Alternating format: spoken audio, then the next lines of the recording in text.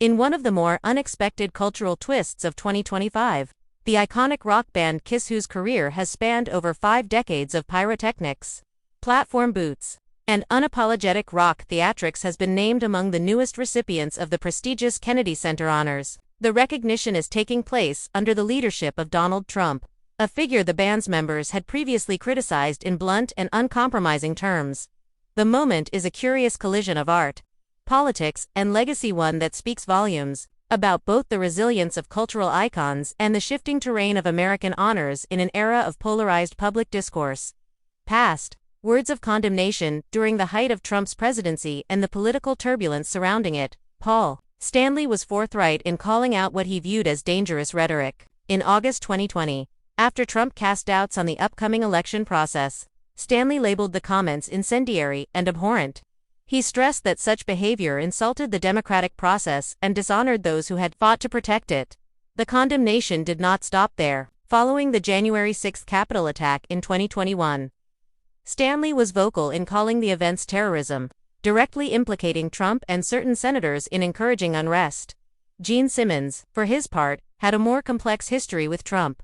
Early on, particularly during Trump's reality television days, Simmons described him as a positive disruptor in politics. But by 2022, Simmons' tone had shifted sharply.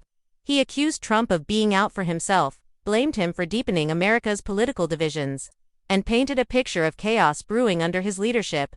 The unexpected honor fast forward to August 2025, President Trump, now serving as chairman of the Kennedy Center after a major leadership reshuffle, announced the year's honorees. Among the celebrated figures, alongside names like Sylvester Stallone, Gloria Gaynor, Michael Crawford, and George Strait, were Kiss. Trump boasted that he was 98% involved in selecting the honorees, making it clear he saw the process as an extension of his personal vision. In typical fashion, he also quipped about avoiding nominees he deemed too woke, and even joked about potentially honoring himself in the future. Kiss response: pride above politics. Despite their past political critiques, KISS received the news with nothing but gratitude and pride.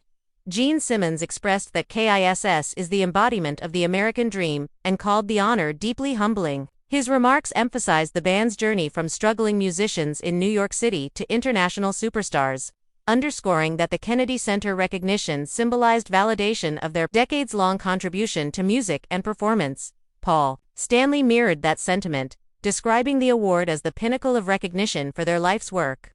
He noted that Kiss has always stood for the idea that anything is possible with hard work, aligning the band's ethos with the broader narrative of American success stories.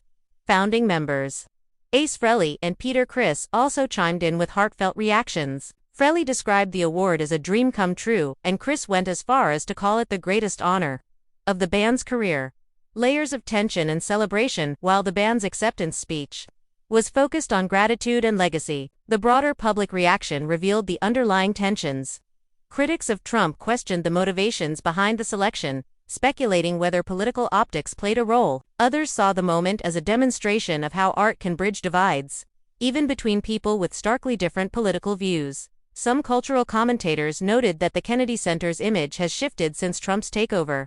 Traditionally seen as a politically neutral institution dedicated to celebrating excellence in the arts, the center is now viewed by some as carrying a distinct ideological tilt. The 2025 honoree list, featuring a mix of mainstream and more conservative-friendly figures, has fueled debate about whether the awards are being curated to align with Trump's personal brand rather than an unbiased celebration of the arts. Bigger picture for Kiss, the honor represents both an apex and a paradox. It's a crowning achievement at the tail end of their touring years, validating the band's influence on rock music, theatrical stagecraft, and pop culture at large.